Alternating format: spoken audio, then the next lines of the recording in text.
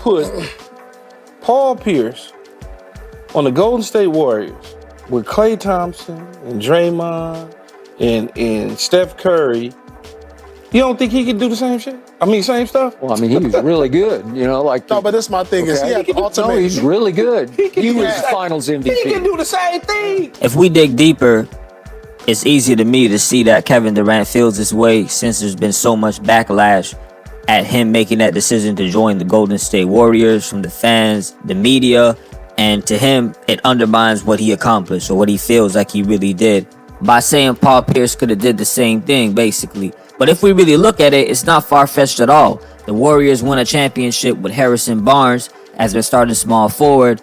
Years later, they get Kevin Durant at that 3 spot, and then he leaves. They get Andrew Wiggins. He ends up looking like the second best player on that finals run when they get the championship again. And Paul Pierce is better than Wiggins and Harrison Barnes.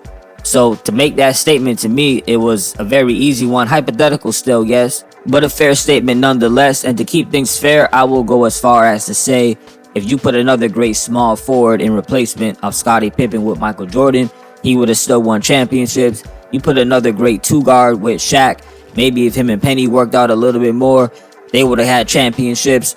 In a nutshell, the whole hypothetical scenarios could go a lot further than just what if you put this guy on Golden State Warriors. Again, just to be fair to Kevin Durant. However, I'm going to be honest though. I was one of those fans who was not fond of Kevin Durant joining the Golden State Warriors. I didn't really like it that much. He's his own man. He could do his own decisions. I'm just speaking from the perspective of a fan. When I saw him win 2 championships and 2 finals MVP, it only confirmed even more what I already thought, which was you're a really, really great player. You don't have to go join the Golden State Warriors. You can still be that guy and win building a team up. And not to resurface this debate, it's been argued a million times over and over. But I'm talking specifically the circumstances around this with the Golden State Warriors, 73-win team. They eliminated OKC the year before. We all know this already. Let me get to the bigger point I also want to make. And that is the focus on a superstar player in consistent pursuit of winning a championship, and when he doesn't get it, how much he is, let's not say vilified, but criticized for coming up short and not getting a chip. And Charles Barkley has gone through this, as we know.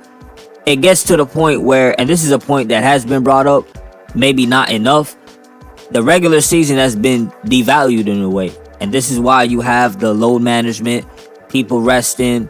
Greg Popovich had a huge hand in that, resting guys like a Tim Duncan, Ginobili, Parker in their later years when he was really trying to rest them up for the playoffs.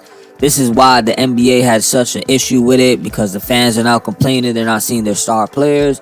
But the coaching staff and the players themselves are saying, well, look, we're trying to get that chip. This is what we're criticized for if we don't get it. As a result, we now have the in-season tournament, and I'm not a huge fan of that either, to be honest. Maybe I'm just too much of an old school fan and they got to target the newer audience with that. It just seems like something that I would see at an All-Star Weekend festivities. The significance of it is not holding a whole lot of weight for me, where I'm very excited. Again, that's just me. Then they have the playoff tournament to play in and actually make the playoffs with the 8, 9, 10 seed.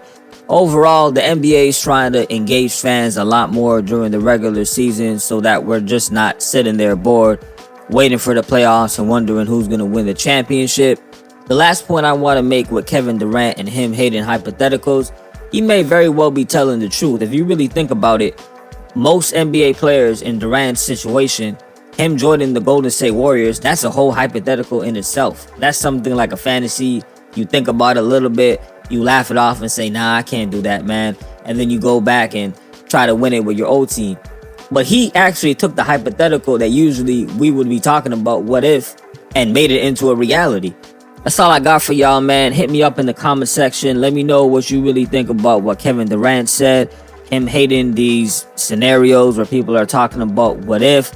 Do you think that Kevin Durant or anybody at that small forward spot could have really slid in there with the Warriors and got a championship? Also, if you check the video description, there's a link, an Amazon one, with a Kobe Bryant book, The Mamba Mentality. In his words, he's giving you his mindset, scenarios that he himself was in within the NBA, how we went about it, specific situations with Shaquille O'Neal. There's a forward with Phil Jackson.